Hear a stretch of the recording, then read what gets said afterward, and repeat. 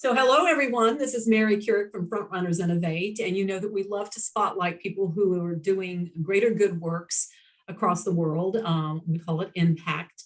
And I have such a wonderful example of that today in Mmantlha. Did I say that correct? Sankoloba.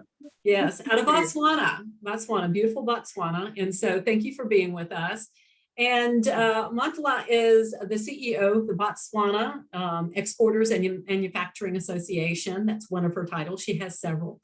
And another one of those titles is the chairperson for the University of Botswana's Department of Marketing. So welcome again. And we want to find out a little bit about you and where your impact is going. And so as a lovely young lady who is coming up in a professional world that most of us would have regarded as something that men usually get involved in. I want to see where your background has led you up to this place and where it's carrying you. So if you'll start with telling us a little bit about your history, your background.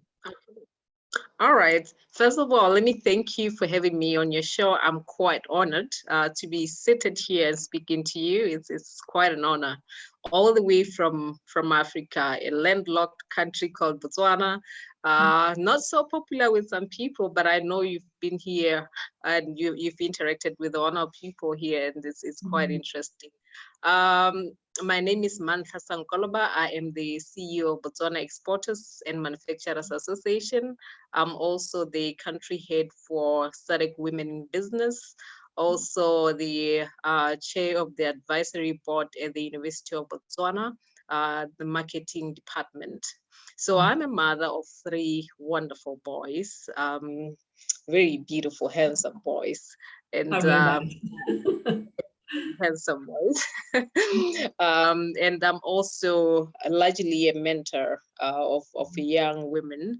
I mentioned it immediately after my boys because it's something that is really close to my heart. I work with an organization called Africa, where we mentor young girls and particularly those who are into entrepreneurship. So I went to the university in South Africa, and amazingly, I did human resources management because my passion has always been close to the people, ensuring that the people are actually served in a manner that which is comfortable, and that is in terms of development, personal development for themselves. So I did human resources management simply because I wanted to be helpful to a large group of people, especially for those who are employed. And then eventually I evolved. I got into the business. I started doing my own thing as a consultant, human resources practitioner, of course, and also did some training. And eventually I got into manufacturing myself. Of course, it was not too commercial at large scale, but I did a little bit of manufacturing, interior designing, and a little bit of, cooking professionally and baking professionally for my friends, of course, and those close relatives around me. I would just sell stuff to them, cook and bake and sell stuff to them. And I landed myself a job at Botswana Exporters and Manufacturers Association, of course, after a couple of years of experience as an executive leader, of course, and I got it and started doing a lot of advocacy now. At BEMA, or at Botswana Exporters and Manufacturers Association, I don't necessarily directly now look at the welfare of employees. Now I look at the welfare of employers themselves. Ooh. To make sure that the employers, yes. Now I'm on the other side. Initially,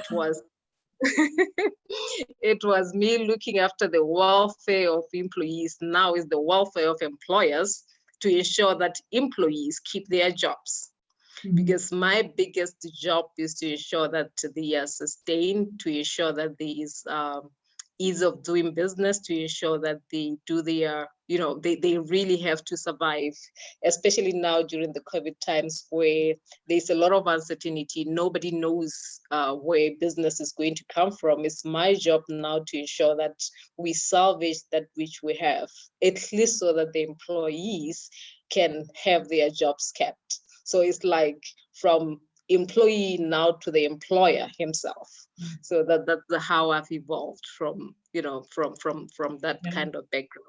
Yes. That's fascinating. And what an interesting sort of transition for you. I have to wonder, what would be the biggest challenge that you see for employers there now, and as you're helping them to look after things? Yes, for employers, mostly particularly for my sector, I'm very biased to my sector, the manufacturing and exporters sector. Of course, we also do appreciate the value chain thereof, that manufacturing and exporting cannot happen without the services industry. Therefore, they are equally important to ensure that they all create an ecosystem amongst themselves. So when you look at our demographic here, we even geographically, we are a very landlocked country, a very small populated country of over at least 2.3 million people, which is relatively small when you look at the market size. So the biggest challenge now is to ensure that our companies access the export market, and of course that they maximize on the domestic market, which has generally been a challenge for us, because you'd find that there is so much surge of imported products, which eventually make it very difficult for our local products to find their space in the retail stores, because you'd find that most of our retail stores here, they are not originally from Botswana, and from wherever countries they would be from, those retail stores would be more comfortable to have the products from their countries of origin in their stores, and it makes it very difficult for local manufacturers to access even the domestic market itself. And our challenge, of course, has always been to speak to the government, or advise the government to have some kind of policies that would be more allowing to our domestically produced products to be housed, at least so that we do have access. We may know that there is a certain company that does or that manufactures a particular product, but it still becomes difficult for us to access such a product, because it would not be available to the masses. It would not be on our faces to say, buy me, I'm here, because it becomes very easy for me as a client or as a customer. Sometimes even when you get into a store, you may buy something even when you had not budgeted to buy it because it looks attractive.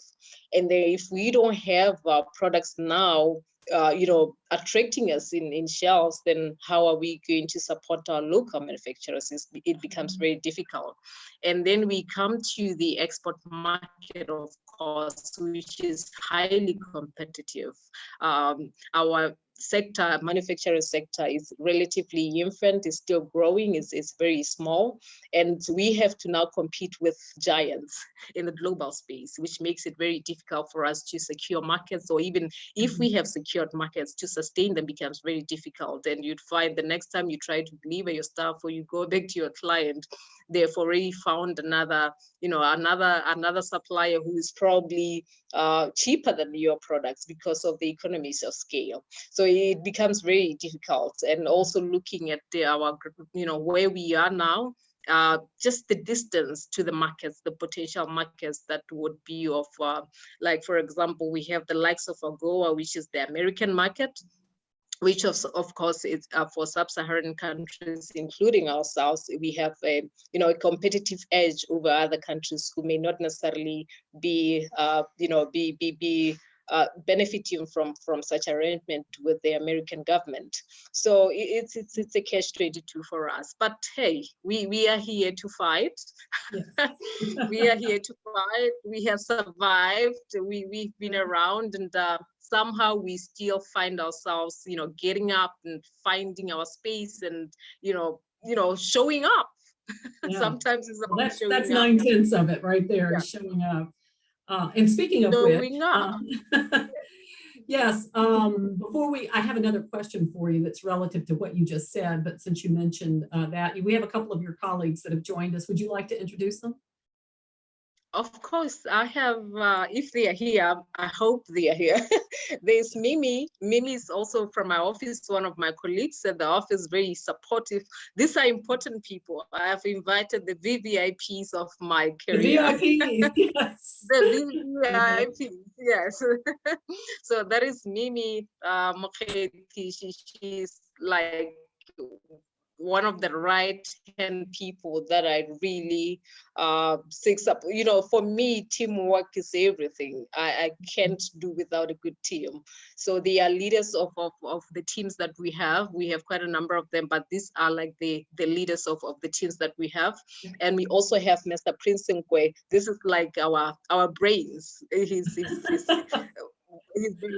What a great intro. Very, very smart. I sometimes I wonder how I would have done without these guys. And but you know what, God places us at the right places at the right time with the right people to ensure that we actually do that which God has called us for. So I'm quite blessed to have a team like this one. Fantastic. And so welcome to both of them. I wanted to ask you, as you were talking about the different export situations that you have going on, what are the primary exports for Botswana? Okay, we have quite, we are known for the diamond industry, or the diamonds that we have here. And we have exported to Asia, we have exported to Europe, we have exported to quite a number of areas around the world. And that is our largest export. Actually, that's how some of us went to school, because of diamonds, because somehow the government has made it such a way that this particular commodity is the bridging stone, or is the foundation, or even the cornerstone of our society, even our upbringing. Each and every child here in Botswana has gone to school, simply because the diamonds, or the diamond industry, has made it possible for us to get adequate education, to get proper health system. It may not be a plus type of health system, if we compare it to Europe maybe, or America, but we are somehow placed in a very advantageous position if you compare us to other countries around Africa. So I think our government has really done well in that particular area to ensure that this particular precious commodity, which has remained clean over years, it has not been tainted in any way, because there are ways that is governed, or the ways that is protected, or ways that is ensured to allow it to remain as pure as it is. So it has really helped us to get somewhere as citizens. Even the country looks beautiful. We should come back here. It looks really nice. We have done so well for ourselves because of this particular commodity. And then we do have the beef sector. We are rich in cattle here, and cattle are actually outnumbering us. They are in millions of numbers compared to us. If you compare our cattle to our population, we are babies. We are still challenge to grow as a population, because we really endowed with our cattle here. And particularly we sell our beef and beef products, of course, to the EU market. We have been selling to the EU market for quite a long time, and now we are trying other markets such as the Chinese market, and of course the American market. So hopefully we'll expand our territories in this particular space. And we do have other small commodities other commodities that we export in small numbers. We have our arts and crafts that are really beautiful. They have been enjoyed by the European market and the American market over years. We have beautiful basketry that we make with our own hands. We have a number of women especially the rural communities, who actually make these baskets from their hands. They have never been to school to learn about basketry. Some of them have never been in class. They have never been to the city to appreciate beautiful things like the way we define beauty in our own civilized manner. But they do make these beautiful artifacts that are so you know, so cultured, that define our culture so beautifully. And they use the proceeds from selling to take their children to school, you know, they to live, to afford a meal, to which is very beautiful, because you'd find they are really in the rural spaces, but they somehow found a way to you know, to create an ecosystem in terms of trying to, you know, allow life to go on, and you know, so it's very beautiful. So most of the time, the tourists would be the ones that buy from these women.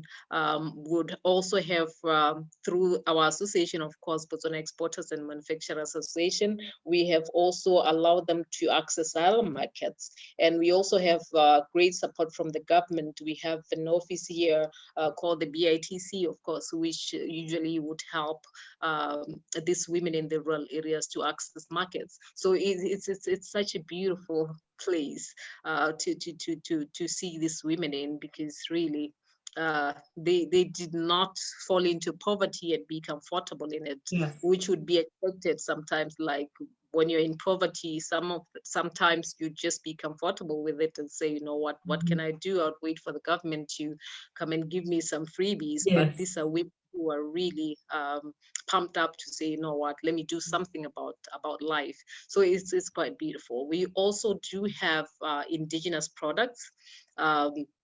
We have Sengaparile, the devil's claw, which we do export, of course, to quite a number of countries, where they would process them into tablets or medication, and unfortunately we would buy it back as a finished product, which would be quite expensive for us. Hopefully it will change. We are pushing for that to change, because we want to change the narrative to ensure that we allow ourselves to also benefit, you know, throughout the whole value chain, and allow our people to ensure that they also make money out of these beautiful natural products that we have here.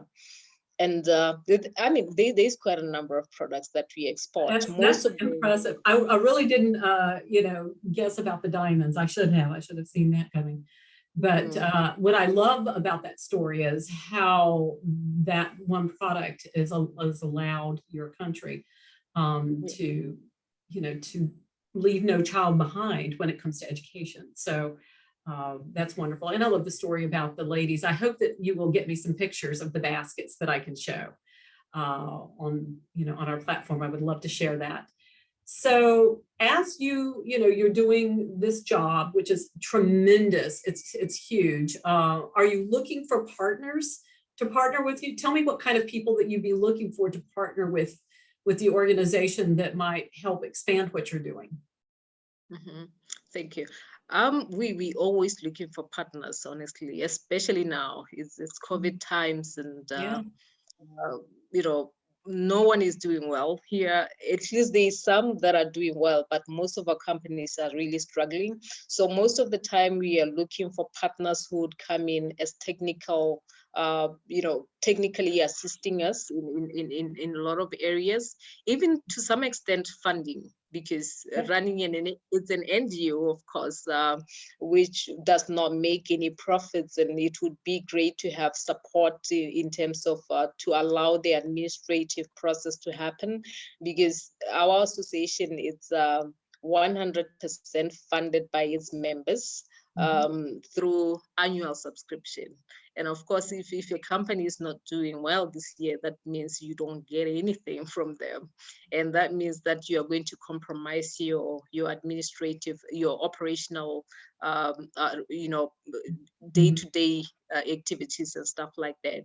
So we do look for usually partners who would come in to help, especially our SMMEs that are struggling. We have issues around product development. we have a lot of potential in the country. We have many companies that have potential, that have shown potential because they have played in the domestic space, but they would like to expand their territories to access the export market so that they can survive, because this is a really small market. And you'd find that sometimes to access those markets, you'd need a lot of information about that market. Let me give you an example. The American market, for example, if you want to export to the American market, you need extensive information about that particular market. If you are exporting your basketry into America, how would they want it? Because you'd find that if you were exporting to China, it would be a different case with America, because it is probably for a different use. An American buyer would want to buy your basket because they want to decorate, maybe to make it a centerpiece on their dinner table, or to make it, something that it looks beautiful somewhere there. But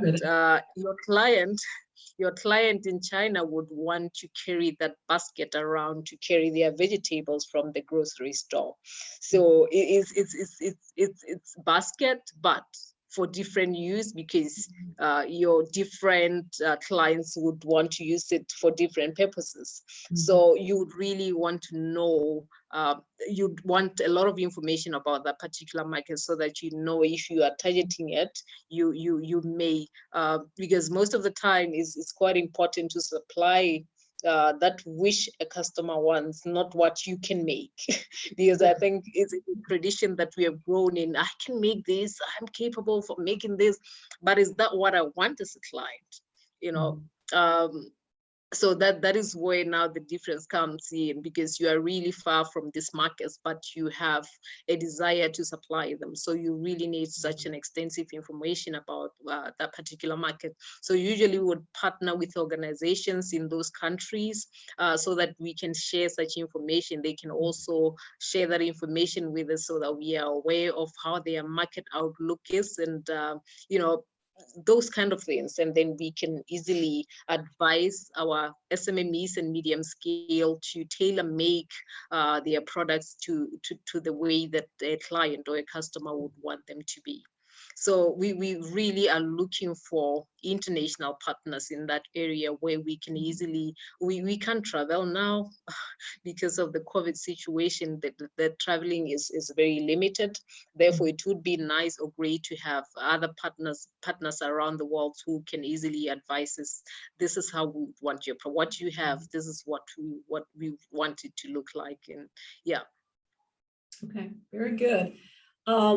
Let me ask you about training for people who are, who are entering entrepreneurship. And so these folks who, maybe not just the ones who are making the baskets, because it seems like that's more in the countryside area where maybe they don't have access to go get the training. But for those that might be entering export proper and that might need that for entrepreneurship training, is there an avenue for that? Is there a vehicle for that where you are? There is quite a minimal of that, because, okay, currently as the association, we have a number of partners around. We have the likes of the US Trade Hub, who of course are responsible for the American market to train companies. We have a number of programs that we are running for companies who would wish to export into the American market. So we do have an ongoing partnership with them for capacity building, training them in terms of packaging, labeling, because these are really important aspects of how your products should be presented for the American. So we do have partnerships with other stakeholders currently that are helping companies to tailor make their products to, at least for the American market, we do. And we also have the one that we are running with the UK, with the British Council of the site. It's called Trade Forward Southern Africa.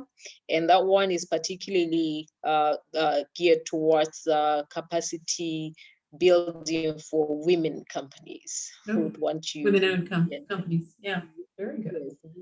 Yes, and women and youth, of course, who want to for the UK market, because we do have the SADC EPA UK and Mozambique agreement that is ongoing, of course, after the Brexit.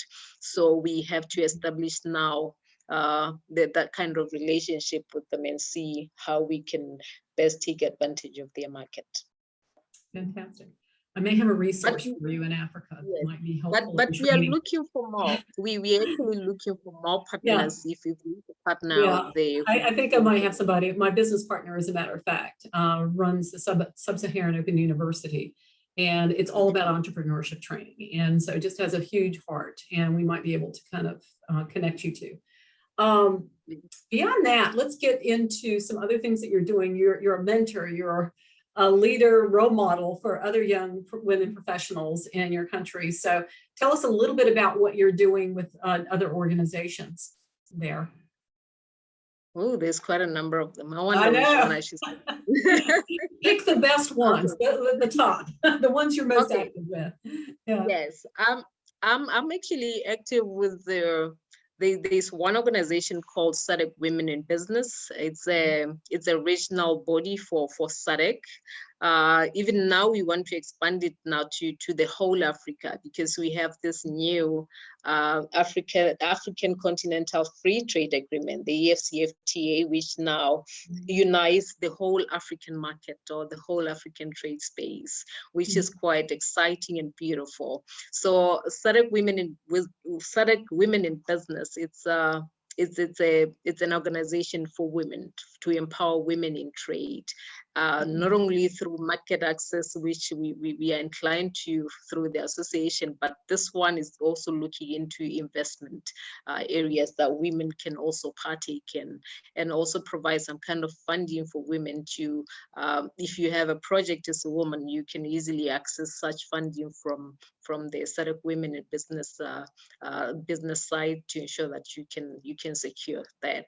Because usually here you'd find that women are more disadvantaged when it comes to issues of finances, and we have such unique challenges as women that our other agenda, of course, would not necessarily have those kind of challenges that we may have.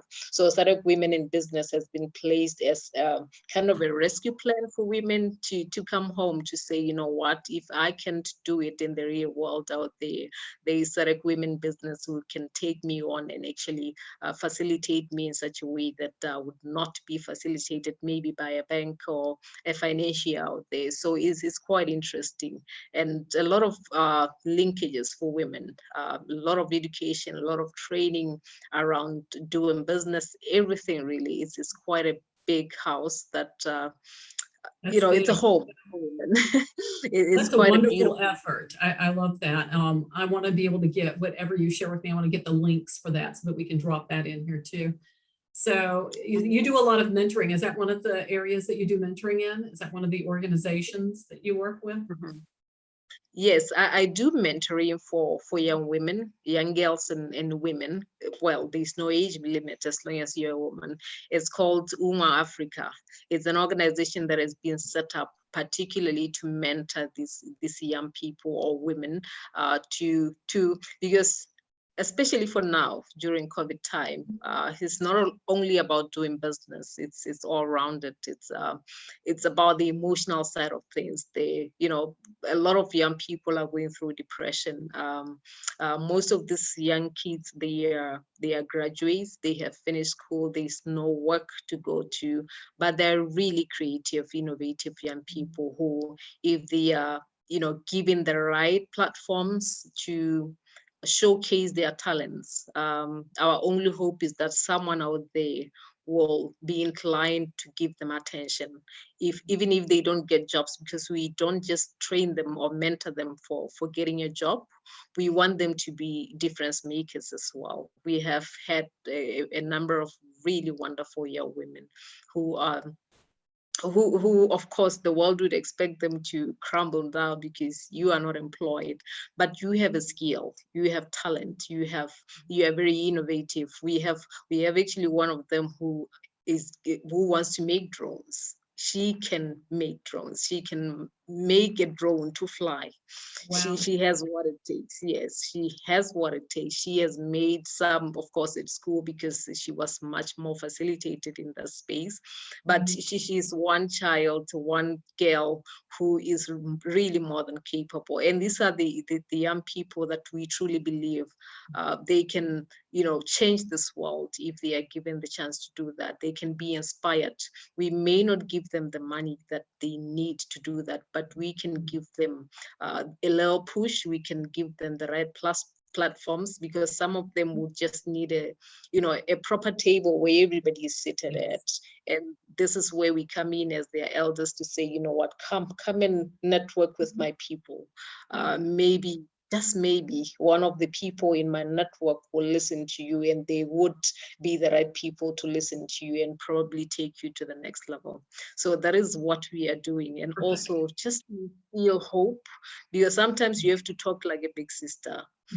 Just put away the hat of being a CEO and being any other thing, and be a big sister and say, young girl, little girl, you have what it takes. You actually have your crown ready for you. You just need to wear it. Yeah. Perfect. Yeah, we're all about that. So we're more than happy to kind of partner with you on that. We're in the middle of piloting Daughters Global Leadership Mentoring Program. And so I have one out of Nigeria, one in Tanzania, one in India, and one in the UK right now that we're piloting, and one that's coming on board in the US. But after August, it'll come out of pilot, and then we'll do something proper, as a structure with it. But we didn't request this. We didn't recruit these girls. They literally fell into our laps. Their parents, that's why we call it Daughters Global, their parents introduced them to us. And it came through our media platform. They, apparently saw something in us that they felt like would translate well for their young girls. And these are girls 13 to 18 years old. And so what we do is just exactly what you said, become sort of the mentors, the big sisters and the big brothers, and the parents in some, even though they've got great parents, but, an additional parent, an add-on parent, who can, say, honey, you don't need to put your blog out there because there's crazy people that will come find you. You're too innocent and young. Let's move it to my platform so that I can guard against bad comments and links and things. So, just watching out for them, and then giving them a platform and a network that they can start to build upon. So that, like you say, in my network too, I'm a connector, is to be able to introduce them to people who can take them a step further, or people that would just inspire them, because nobody has that story that I was born with a silver spoon in my mouth and, everything I've ever done has been successful. It's always a story that evolves, that didn't start out that way. So people need to know, girls need to know, it can happen for them too. No matter how much of a struggle life is right now. It's just part of your journey, just make the use of, the best use of it that you can. So good for you. Thank you so much for all that you're doing in both the spaces of women and girls development and, manufacturing and export. Is there anything else you'd like to share with us? Yes, there's one more. Oh, it's a new baby. Okay. It's a newborn baby. Her name is called She Networks Global. So this baby, it's a platform again for women to expand their network. It's not just about mentoring this one. It's about now the girls who are ready to network, literally, because sometimes we are limited to the spaces that we find ourselves in. So we thought, you know what, let us open the spaces and allow women to network across the globe. It's called She Networks Global. So it's now set to allow, you can be a woman child or a girl child in Africa. You don't have to be limited to the continent. You can still network with another sister in the UK. You can still be connected to the other sister in Asia. So this is a platform that we have created to allow for us to really network globally, and also not only to network, but to support each other, because the network eventually spirals into support. You get to know what the other woman is doing in another continent, how you can connect and how you can do business, and how you can also inspire other women around you. So this is a really network that we want it to be very global. And where we can interact amongst ourselves and inspire each other and allow each other to grow. And we also want to eventually have under the She Networks Global and a center of excellence for women, where women can have their platform where they reward or award each other for the excellent jobs that we do. Because sometimes you just need a pat in the back, and we don't get a lot of that. We have just a small number of women who are recognized for the great work that they do. So we are hoping that through the She Networks Global, we'll get to influence each other, to get to the point where we pat ourselves in the back and say, sister, you have done it well. And I think sometimes you just need to hear that. And it's something that we would want. I think we as women, we have waited for a long time to be told that, and it's about time we tell ourselves that, because probably, just maybe, there will be no one who tells us that, and it's only us who can tell us that. The other day I asked someone, and someone was saying, but why can't we women do stuff for ourselves? Why do we need saving? Don't we have what it takes to save ourselves? Because at some point we have to realize that we don't need some saving. We are saviors. For goodness, God has trusted us with having a 9 months caring of a very innocent soul in ourselves, and raising them to be men and women. Why can't we trust ourselves enough that we don't need to be saved? We are actually our own saviors, and we can save the world. What if the world is in such a chaos that it's in, and is waiting for us to take our place? When is the right time? Why are we not rising up to the occasion? What if this is God speaking to us to say, woman, where art thou? I love you. This is awesome. You're speaking to the spiritual heart that beats in me. So thank you for that. Absolutely. I'm a believer. And yeah, I think what you're doing, global citizenship is just one of my sort of, anchors, if you will, for everything that we do with Frontrunners Innovate, and also with the youth work. I've done a couple of youth leadership programs in my past, and that's something that weighs heavy on me. We are not our four walls of our own community, our own state, or our own country. If we're going to build bridges of peace, it's going to have to be that we connect outside of that area. And I think that's what we're meant to do. So thank you so much, Mmantlha, and thank you, Mimi and Prince Nyakwa. So thank you so much. And I look forward to checking in on you and finding out how you're growing and how we can kind of support one another. Meanwhile, if you will send me the links to all the different entities that you mentioned, I'd love to drop those in, and some pictures of the baskets and pictures of you speaking would be great. Beautiful. Do you have a website where we can also check them out? Yes, you will be tagged when this video goes live. You'll be tagged on LinkedIn but Frontrunners Innovate. So everyone that's watching now that's seeing this on YouTube, you're going to be able to see it on frontrunnersinnovate.com as well. So we welcome, that is both a media platform and a networking community combined. We are global, and it is our mission to help the world's problem solvers and support them in a way that helps them do it bigger and better and faster.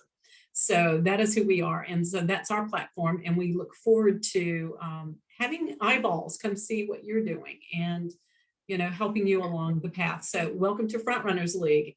Thank you, everybody. I appreciate it. Thank you so much. Thank you.